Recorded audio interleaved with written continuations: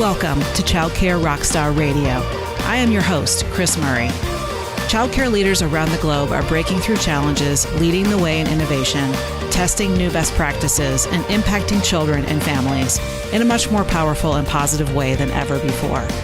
Each week, join me for interviews with early childhood leaders and experts that will leave you inspired to become the next childcare rockstar. Now, let's go.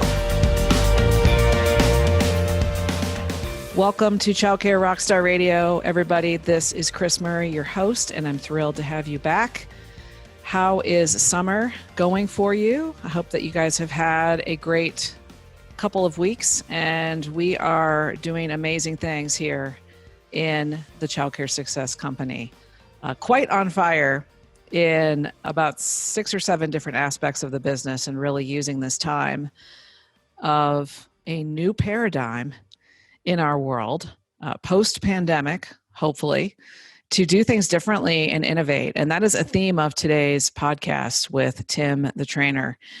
You guys might not know about Tym. He's based in Dallas, but he's been training and doing ECE workshops and cruises for about 10 years. And he also owns his own school brand with 6 locations in Texas. And we have a really good time on today's podcast, episode 74, getting to know Tym and really talking about what to do when the world doesn't go your way.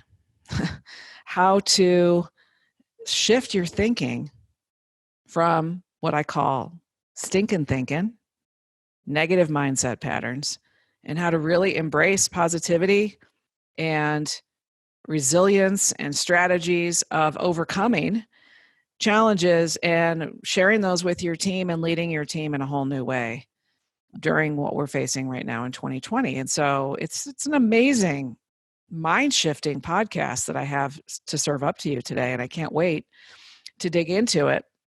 And some of the things that Tym and I talk about are innovation with regard to what's going to happen with school-agers in the fall. A lot of your school systems are remaining shut or going part-time in operations at our elementary schools and our school districts. So how do we, as early childhood professionals and school-age professionals, come in to save the day? So let's be heroes to our community and our market. And at the same time, we can make some income from that. So some incredible ideas shared around serving school-agers and adding a kindergarten program into your school.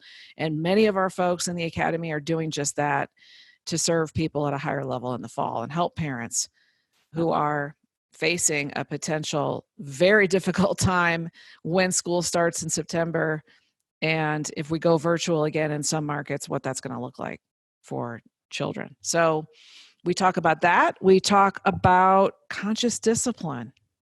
Again, what happens when the world does not go your way? How do you respond, or do you react? Do you go nuts? Do you overreact? Does your team secretly shake their head because you get so tweaked out when things don't go your way? And so that is a core component of conscious discipline. And Tym is a certified trainer in this practice created by Dr. Becky Bailey. So we talk about how it can be transformational for adults and children using these strategies that are taught in conscious discipline. So many things we cover in this podcast. So let's get right into it. Before we do, I just want to mention that we are in the middle of promoting our close to brand new course. We've only taught it once as a live cohort, which was back in February. The Leadership Mastery for Early Educators transformational course for adopting, creating, and designing your amazing school culture. And it is just for preschool leaders and owners. We have it all available for you. So you can go check it out at the website at childcaresuccess.com. And near the top of the page, you'll find a graphic that you can just click on and learn more about Leadership Mastery for Early Educators. We are in the middle of promoting it, and the doors close on July 6th. So if you're listening to this podcast real time, you have a couple days to take advantage of jumping into this course. Last time we had almost 200 leaders, And we can do it as a team training. So we can help your entire team shift their leadership capacity, their empowerment, their engagement, and generate amazing buy-in and empowered and engaged teachers at the highest level for all the preschools that participate. So we're really trying to change the world with this course, and we hope that you will join us in that effort. And again, you can learn more about it at childcaresuccess.com. You can get certified. You can have team pricing, and it's all there for you. So check it out. Again, we close the doors on that and get started together in a 5-week course on leadership mastery on Monday, July 6th, 2020. All right, let's dive in. Did I talk about in the last episode? I think when I was with Vernon on the last episode, and if you guys missed episode 73, by the way, amazing. We want to tell you guys that Vernon and I talked about potentially me getting engaged. So guess what happened? I don't think I've announced it on the podcast yet. Can't remember, but I did get engaged, and my love, Charlie, asked me to marry him in one of the most important and soulful spiritual places on the planet to me, which is Long Lake in Crested Butte, Colorado. And we were under a grove of aspen trees, hiding out from an incoming storm. So romantic. And he asked me to marry him, and I said yes. So we're planning a beach wedding with a small group of family and friends, and maybe just having our kids be our wedding party. So my daughter Maeve, who's 15, is excited because she's never been a flower girl. And I told her she could be my maid of honor and also be the flower maid of honor. So she's going to combine the flower girl role and the maid of honor role and walk down the aisle with rose petals or whatever she wants to fling about and get in touch with her inner flower child, inner flower girl, and then stand up with me and let's do it. Let's get married. Let's get hitched. So anyway, I want to also tell you that this episode of Child Care Rockstar Radio is brought to you by Honest Buck Accounting. And Honest Buck wants to know if the financial side of your business is taking you away from what you love about it. Honest Buck frees you up to get back to the business you love, which is being with the children and the teachers and doing amazing early learning. So Honest Buck Accounting is your full service accounting partner. From payroll to forecasting, from budgeting to tax prep, they offer a variety of services to meet your early childhood business needs as it grows. Their experienced team comes alongside your business to free you up and help you thrive. And to show their support of early childhood businesses, they're awarding a deserving center or school a $1,000 scholarship. Visit honestbuck.com/Kris Murray to register your center to win. honestbuck.com/Kris Murray, and go check out our friends at Honest Buck for some help with your accounting and bookkeeping. All right, everybody, enjoy this episode. Let's meet Tym the Trainer, shall we? Enjoy.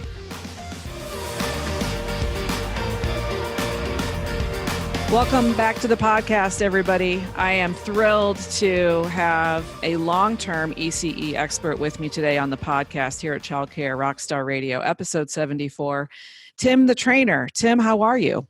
Hey, I'm doing fantastic. How are you? I'm doing great. Where are you right now? I am at one of my newest locations in Flower Mound, Texas. And is that outside of Dallas, or where is that? Yes, ma'am. We're just north of Dallas-Fort Worth, just north of the airport. Great. So tell us a little bit more about Tym the Trainer. How long have you been in the ECE field, and what are the different aspects of early learning that you work on? Sure. Well, that's a long question. How much time do we have here? Right? I started working in the early education after-school industry in 1987. So, back then they let us start working at like 12 and 13 years of age. That's my story that I like to give. So I've been doing this for quite a while now. Working in a pre-K classroom for many years, after school program, moving on to a director, was a district manager for a large childcare company here in Texas for many years. And then started training and consulting full time. And then about 10 years ago, purchased my first school. And now I have 5 locations. And, so I've got half of my business is training and consulting and coaching. And then the other half is operations. So I kind of have my hands in a lot of different pies. You certainly do. You must be a very busy guy. And Tim and I met at, I think it was the National Child Care Association, maybe in Vegas in 2013. Mm-hmm. And I also did some work for the Texas Licensed Child Care Association. And I think we were trainers there as well, together doing sessions. And I know you've been also working with AELL, and we're excited to have Donna Thornton Roberts coming as she's a keynote speaker, main stage at our Child Care Success Summit in the fall. So excited to get to know you better on this podcast, Tim, and just thrilled that you're taking the time to be with us today. Hey, no problem.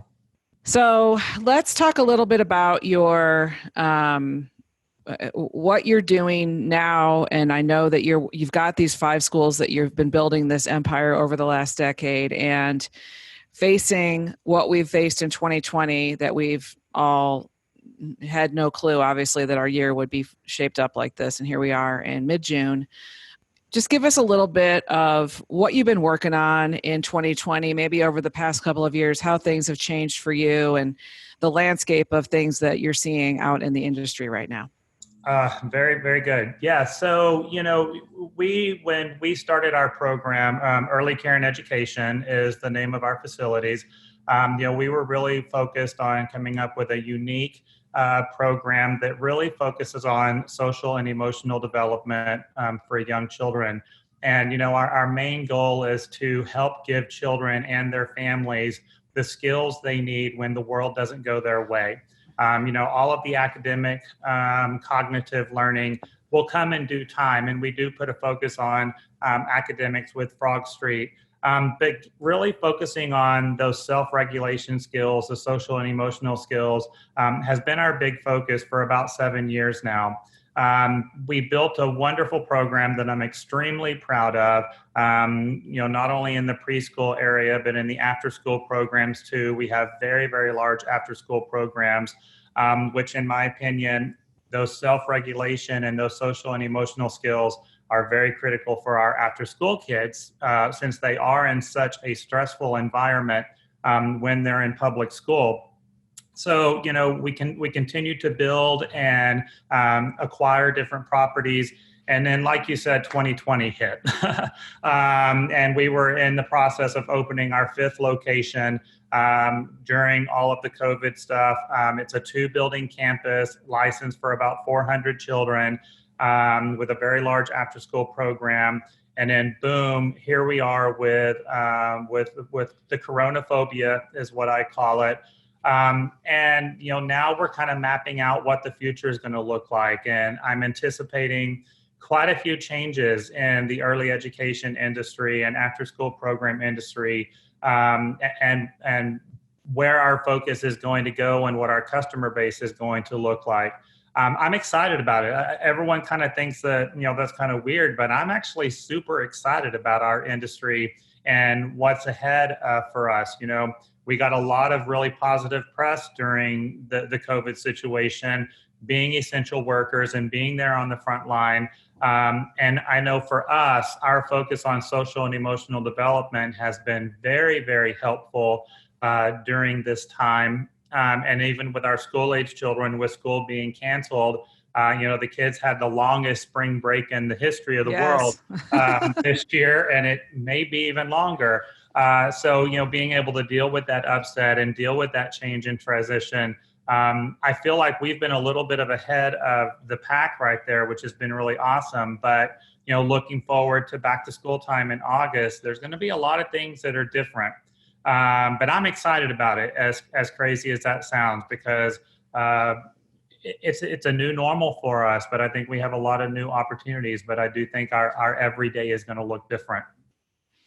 Yeah, and I love the excitement and enthusiasm and positive spin and positive mindset towards it, Tim, because I agree with you. I think that people that approach this business and any business with that spirit of entrepreneurship, innovation, pivoting to what the market needs quickly will succeed. And that's what we're all about. And helping coach people in this industry is that positive mindset. So I love that you have that frame of mind. And obviously your leadership is going to, pull people and inspire people and motivate people into that new normal in your market. So way to go. Love that.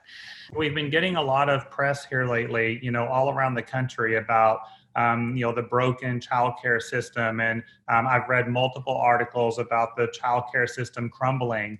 And I'm sure that you've read some of these articles and seen that and call for reform of the childcare industry. And, they're very frustrating articles to read because I have to totally disagree with them. We're not crumbling. We're not broken. I believe that we are stronger than we've ever been, and we have a lot to offer moving forward. So, my challenge to everybody out there is that we need to do some press releases. We need to get some media into our programs, some positive communication out there that, our industry is here to stay, that we don't need reform, that we're not crumbling, and show people what we are all about. And it's not just essential worker, because I think that phrase has become a catchphrase all of a sudden.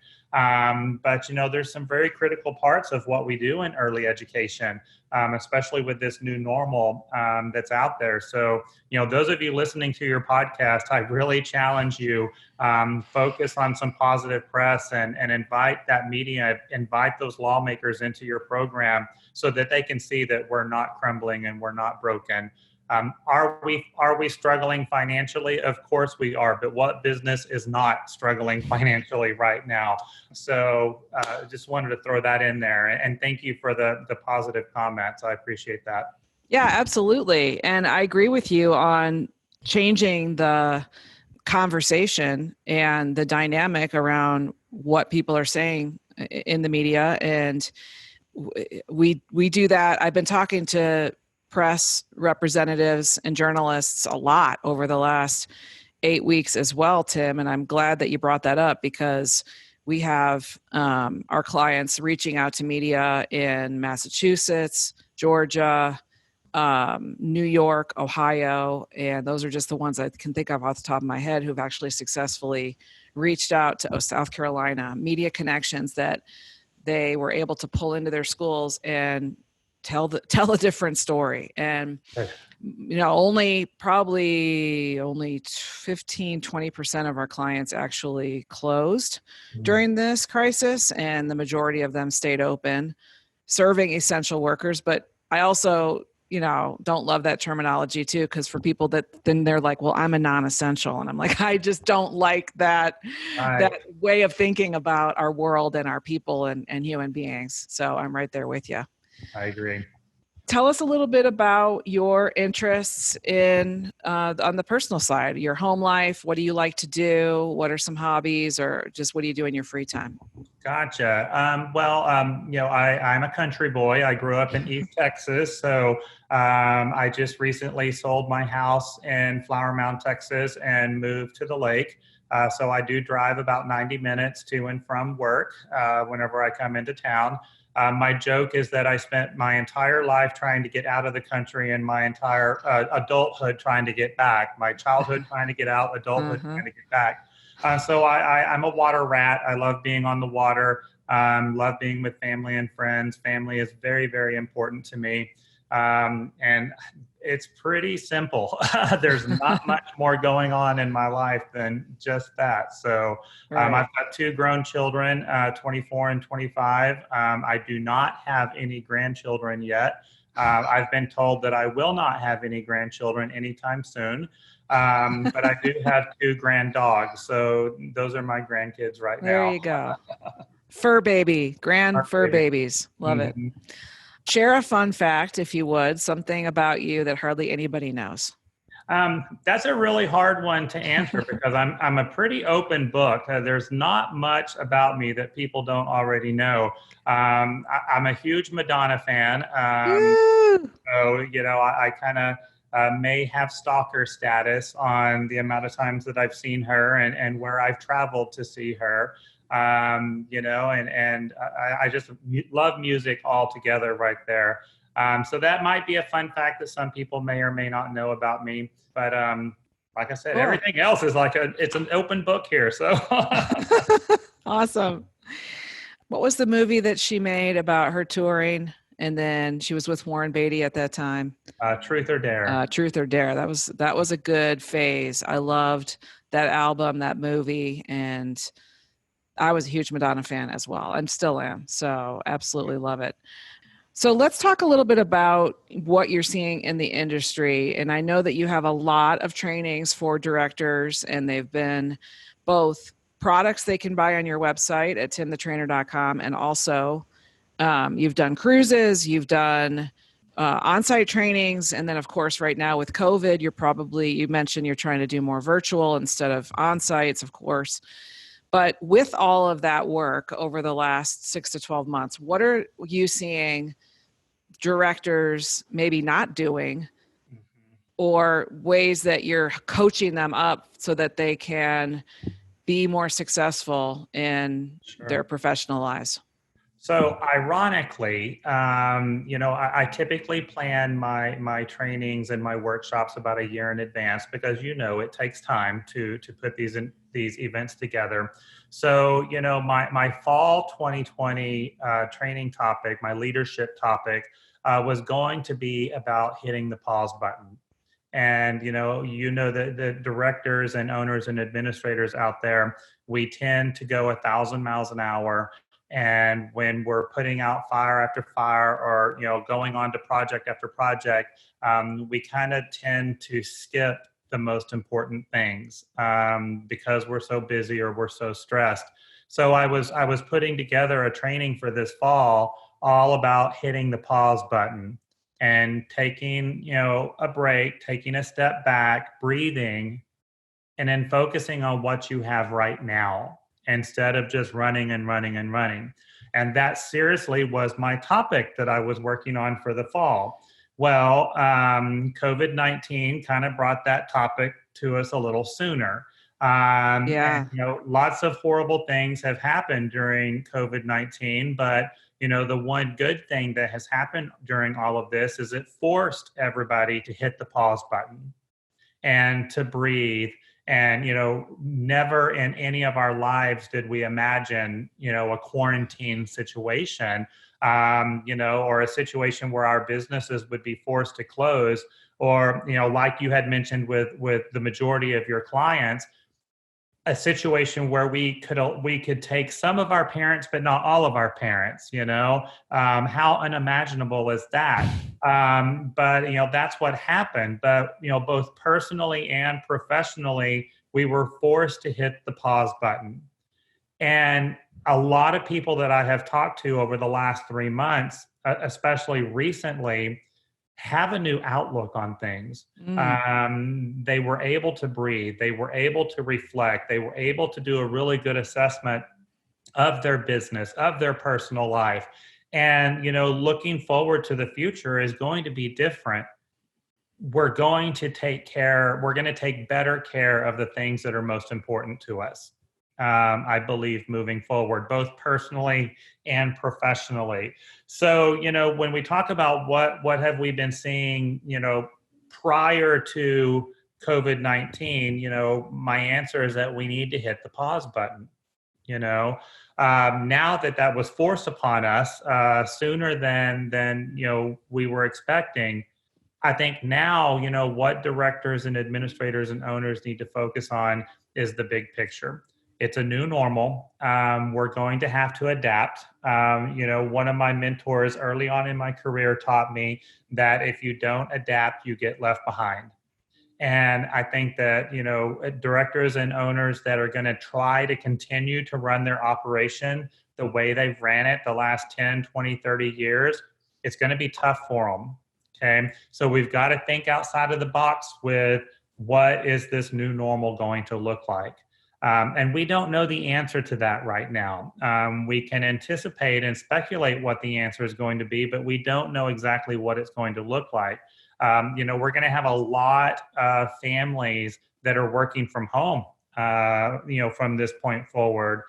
So what's that going to look like for our enrollment? They're still going to have to get their job done. They can't get their job done when they've got a 2-year-old running around the house. So, one of the things that I'm looking at is that we're going to have more part-time children. We offer what we call an academic day, which is an 8 to 3 program. And we've been very successful with our academic day, but I think that's going to be the future, is the academic day. On the after school programs and summer camps, putting together a homework club or some type of area. And again, we don't know exactly how this is going to work yet, but we've always provided children time and space to do their homework. But I think there's going to be a little bit more expectation with like the tutoring side of it and the support side of it, because there's all these rumors where I'm at about the kids only going back to school 2 days a week or every other day, and so but they're going to do more of this virtual learning. Parents were able to accommodate that for April and May because most of them were off work too. Moving forward, parents are going to be working, but these kids are still going to need to do their schoolwork. There's going to be opportunity for us right there to provide that support that they're needing in a professional manner. So, our after school and summer camps are going to be very, very different than how they've been in the past. So, going back to the original question, we got to think outside of the box, way, way outside of the box with moving forward, but appreciate the pause button that was given to us. So I love those insights, Tim. And a couple things. The pause button, I absolutely agree with you. We experienced that for the most part, but I do know people who stayed open, who actually went the other direction. Because of so many daily changes of keeping up with the departments of health and the CDC websites and reaching out to parents to try to triple the amount of communication that we would normally do, and working to get our PPP and our EIDL, and working to make sure that staff will continue to be engaged, and changing our staffing models and doing an A team versus a B team and all of these things. Sure. They've actually gotten more burnout. They didn't take a pause. And I am nervous for them because, and to some degree myself, I'm speaking about, because everybody came flooding into my webinars and our team coaching going, help us, help us, help us, help us, help us. So we were really working double time trying to be of service, and then kind of forgot to take a pause because we couldn't at that moment. And you're right. And so I love that perspective, because even if you never did get to take a pause because you were in survival mode and you just, put the nose to the grindstone and managed all the details. And I feel like a lot of owners maybe who have a single location versus 5 don't have the bandwidth on their teams. Their leadership teams aren't fully developed. So they really got hit with a whammy because they didn't have any people to delegate to. Sure. So, so that happened. So I don't know if you're seeing that too, is I love this take a pause, but I know some people listening to this podcast are like, what the heck is he talking? I can't take a pause. I'm like working triple time. You know what I mean? And let me add on to that. I mean, we experienced everything that you're talking about too. I never shut down either. Right. We did remain open, but I mean, we operated on about 35% of our attendance. Right. So we were very low on attendance. And so, I mean, my job for the last 3 months is what direction are we going to have today? Correct. Because it changed every single day. And, I really honestly never want to hear PPP or PPE again in my life. That's our world that we're living in right now. I know. But it was the emotional pause that, really is what I'm talking about right there, to really just reflect on what you've got and appreciate what you've got. Yeah. And the staff that hung with you. Yes.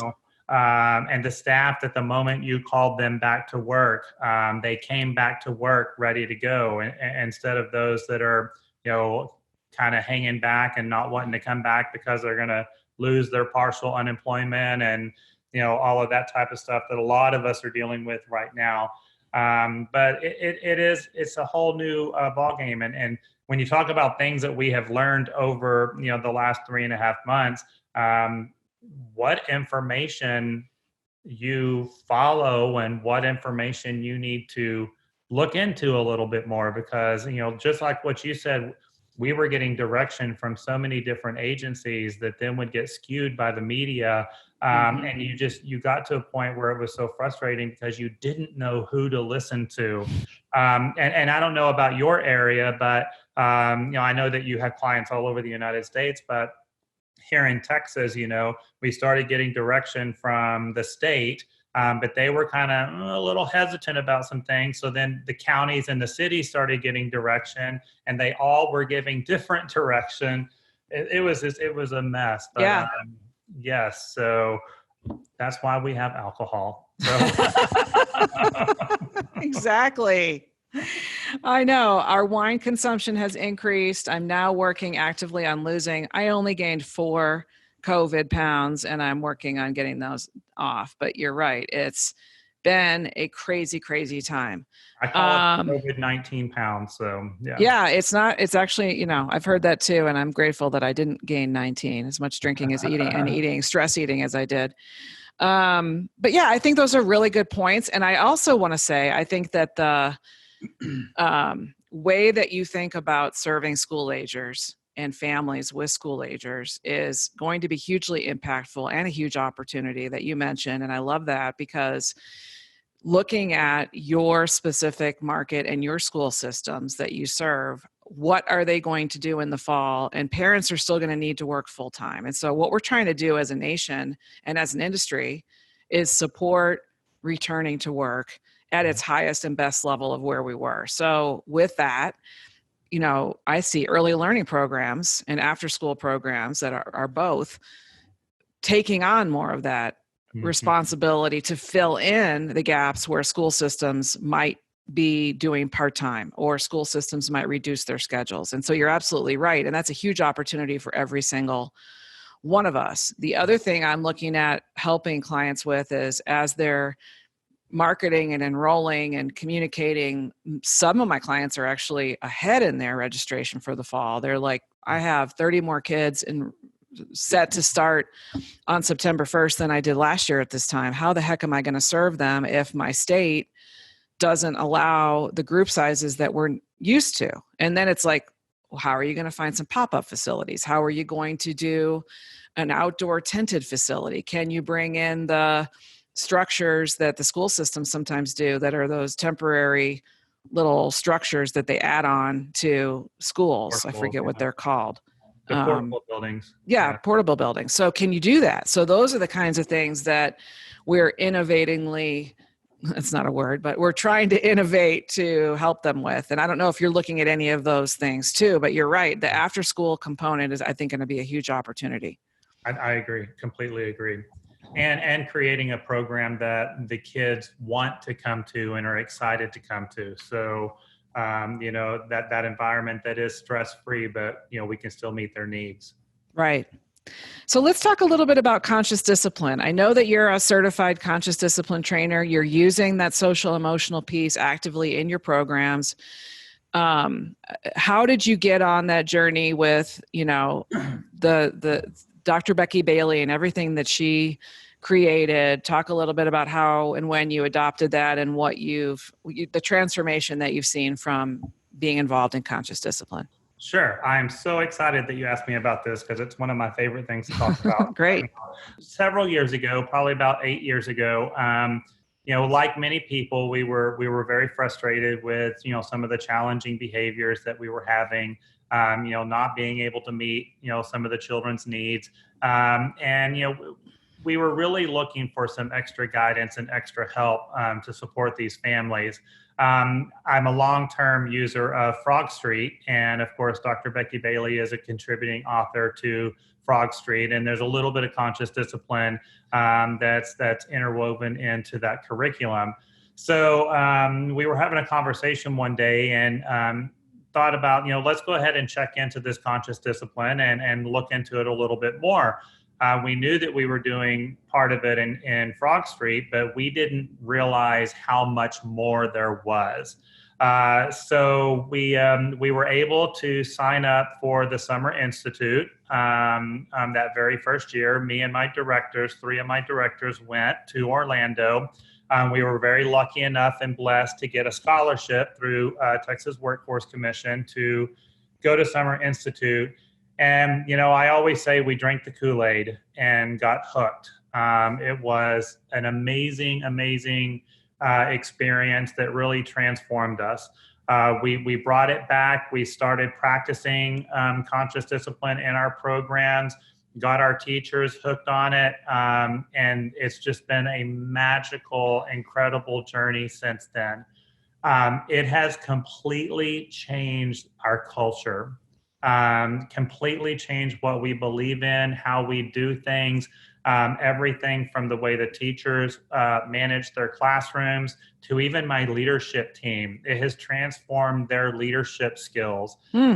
My favorite thing about conscious discipline, and the one thing that probably really grabbed me, was that it starts with the adult. It's an adult first, child second model. So like I said, we're about year 7 into our practice of conscious discipline for my 3 established schools. And of course, the newer schools, we start off in year 1. And it's just unbelievable. And I've done presentations on this where I've talked about my staff turnover. And once we started practicing conscious discipline and the teachers were able to practice these skills and use these structures, we started noticing a huge reduction in our turnover of staff because they now had the skills needed to meet the needs of the children, and it was enjoyable to them. It transformed their lives, both personally and professionally as well. And you can see the difference in them now, and it's just been absolutely amazing. So, I'm, again, a little bit of a professional development junkie. So we do the Summer Institute every summer, and I take different teachers every year to the Summer Institute. Been to CD2 a couple of times as well. And then a couple of years ago, they asked me if I would host a satellite for one of the Summer Institutes. And so we did that last year. They asked me to present at the satellite, and I did.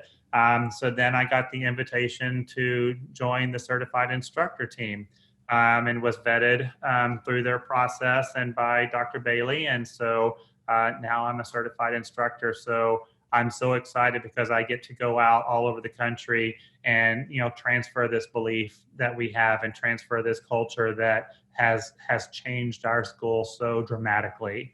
It's just, I can't say enough about how fabulous it is. So what do you think, what are 1 or 2 things about it that you feel makes it work so well for our industry and for teachers? Sure. Well, the biggest part of it is it teaches the skills. You practice the skills needed when the world doesn't go your way. And every single one of us, adults, children, staff members, families, the world doesn't always go our way. And when you're lacking those skills, then it creates chaos. It creates trauma. But when you do have the skills and you have the powers that are needed to say, hey, the world is not how I would like for it to be right now. I can either breathe and, tell myself, I've got this, I'm safe, we can handle it.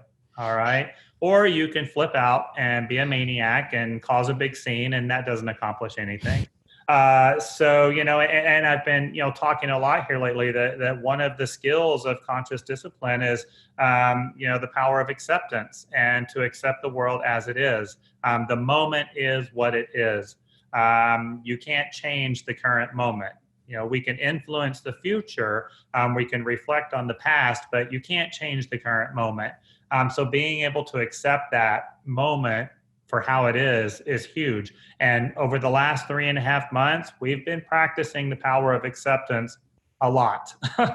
I don't know how I would have made it through COVID-19 if it wasn't for my conscious discipline skills, because it is what it is.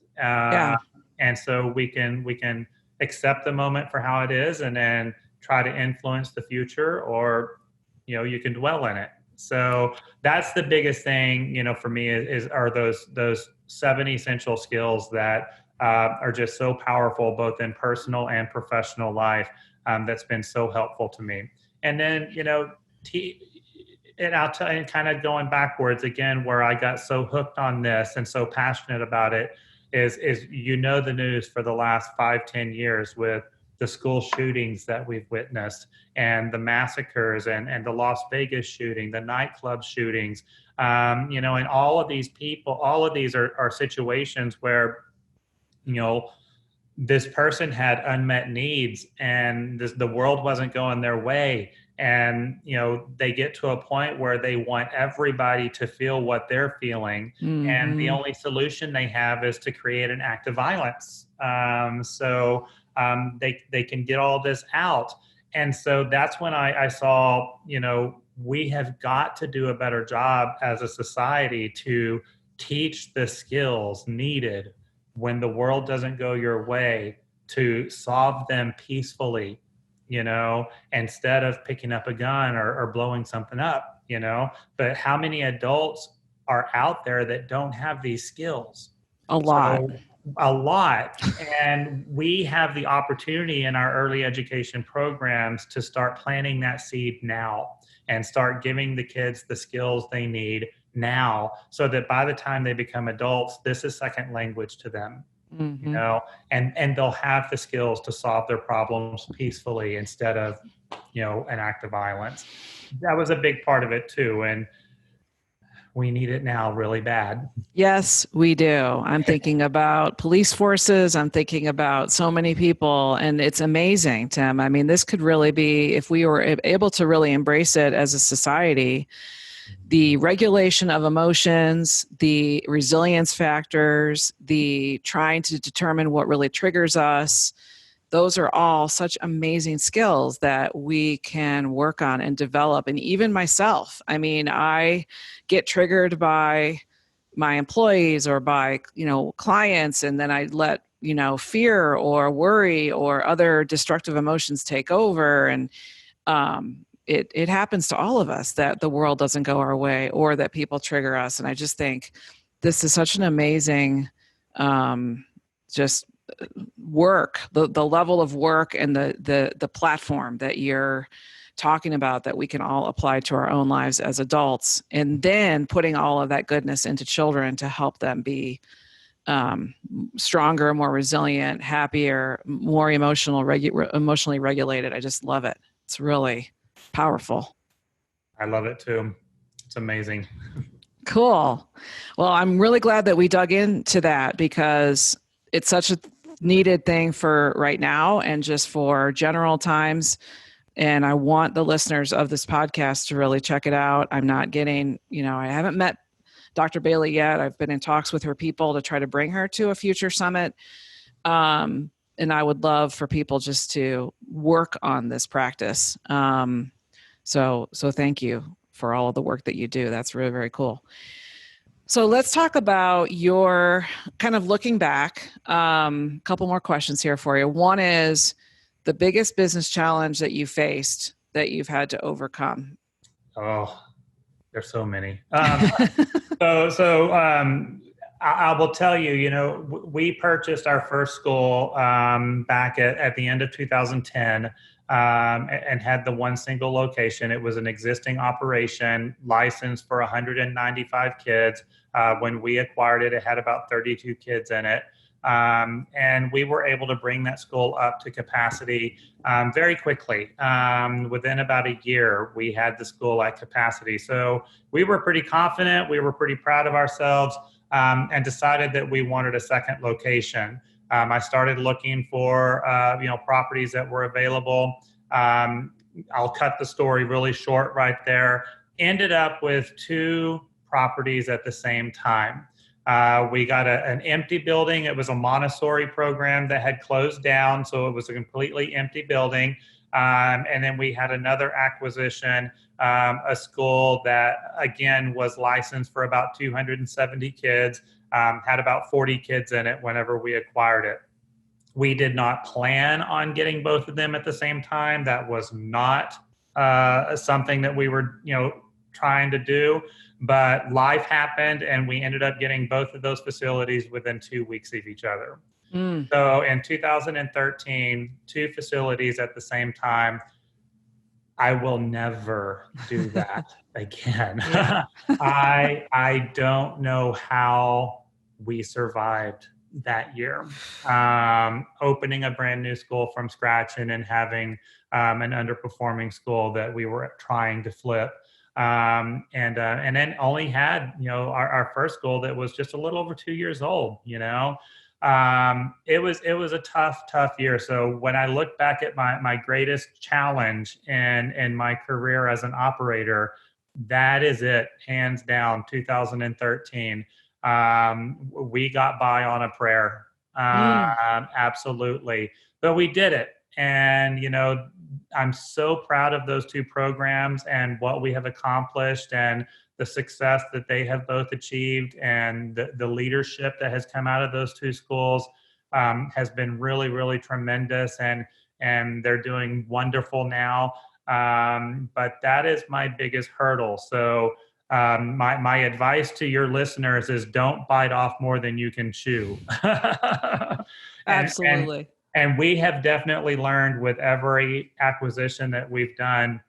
We learn a little bit, more every single time, that, you've got to be financially ready to take on this challenge. And, even when you think you're financially ready, add more to it, Right. Because there's always going to be something that comes up. And, but just be careful what you wish for, because you might get it times 2. Love that. And learn to say no when the opportunity presents itself. My whole career, I've been a yes person. So yes, I'll do this. Yes, I'll take on this.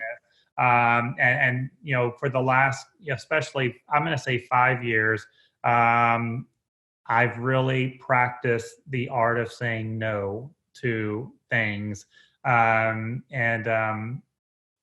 You wouldn't believe the difference that it's made. Yeah. I mean, the ability to focus, the ability to perfect and increase the leverage of the things that you're doing instead of saying yes to a bunch of other things that are going to defocus you from your main mission.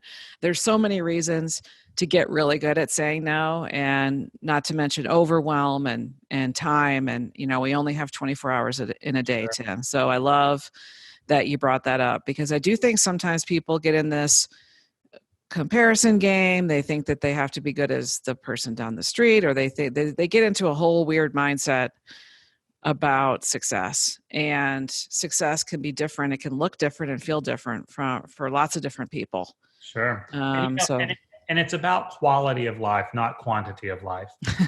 And, that's something that I've really had to learn, Yeah. over the years, is that it's about the quality of life. It's not what you have, it's how you live it. Absolutely. Hear, hear. One of the classic questions that I ask on the podcast, I forgot to put on your outline, but so hopefully this doesn't throw you for a loop, but it is, since we're Care Rockstar Radio, we like to ask our guests, how do you define a childcare rock star? How do I define a childcare rock star? Someone that is a proud early educator, someone that is passionate about early education and after-school programs, and someone that this is not a job, this is a purpose. Love it. It's a passion. It is a passion. What are you reading, watching, listening to right now? Anything that you can share, or any books that have been just pivotal to you in your career that you want to share? Sure. So I am the type of person, I like to have fun. I like to laugh. I like to live a drama-free lifestyle as much as possible. I only watch comedies on TV and movies. So, drama, all these murder shows, these solve it. I don't watch any of that. Yeah. Reality shows where they're all bickering and fighting. No. Not my thing. So, I only watch things that will make me laugh. So when you ask me what I'm watching, that's what I watch. So I know this sounds absolutely crazy and corny, but I was super excited that the final season of Fuller House just came out. And as corny as it may be, I just love that show because it's just a happy, feel good, no drama. TV show. Mm-hmm. As far as what am I reading right now, there's two books that I read every year, whether I need it or not. I read them every year, and every time I read them, I'm like, this was the perfect time for me to reread these books. And they're both John Gordon books. One is The Energy Bus, and the one that I'm on right now is The Seed. And the seed is reconnecting with your passion and purpose in life and career. And, especially, right here during COVID-19 and what we hope to be the post-COVID-19 era, reconnecting with that passion and purpose is something that we all need to do. And so it's just high five to John and the work that he does. But those two books are my all-time favorite. And like I said, I read them every year, whether I need it or not. So love it. Thank you for sharing that. Those are great. I have heard about the Energy Bus. I haven't heard about the Seed. I have read neither of them. So now I'm definitely going to go to Amazon after this podcast and go order them. Yeah, there you go. And then finally, how can people reach you, Tym, if they want to connect, they want to learn more about what you do and maybe get some professional development help with you? Sure. My website is www.tymthetrainer.com, and my name is spelled with a Y, so it's a little bit different. TymThetrainer.com, and all of my contact information is on my website. Of course, the different courses that we offer. Like you had mentioned at the beginning, we do training cruises. So 3 times a year, we do professional development on a training cruise. So again, I'm all about having fun, and we have to do our professional development. So, you might as well get a cruise out of it while you're doing it. And so we've been doing the cruises for about 10 years now, 3 times a year, and they are so much fun. And we are planning on doing our cruise in October. So we're just looking forward to a different kind of Corona, not the one that you're reading in the media now. I love that. That sounds like a super fun time. I might have to join you on one of those cruises, Tym. We would Sounds love great. for you to join us. We usually have a guest speaker on each of our cruises. So cool. We'll have to chat about that. Yeah, that'd be super fun. I had my own cruise once, and unfortunately, it was really choppy the day that we were doing our training, and we were down in the conference of the back of the boat, like a ballroom that they had turned into a conference space for us. And Vernon Mason was with me, being my featured trainer. And we couldn't stay on our feet. We were literally being swayed back and forth during our presentations to the point where then I was feeling unwell. So I had an incident of unwellness and I had to rush off, and it didn't go well for me, but I have since figured out how to deal with my motion sickness, and I can deal now. I can do it because I went on another cruise with my kids in the Bahamas, and we had another one of those days, and I was fine. Because I had my medicine and I was good to go. So I'm ready to try it again, Tym. We've had a couple of those situations. They're not normal, but we have had a couple of those days where, you have to train sitting down or else you'll fall over. Right. But I just tell people drink more and then it just evens itself out. There you go. I like it. That's good. Cool. Well, thank you so much for being on the podcast today, Tym. TymTheTrainer.com with a Y.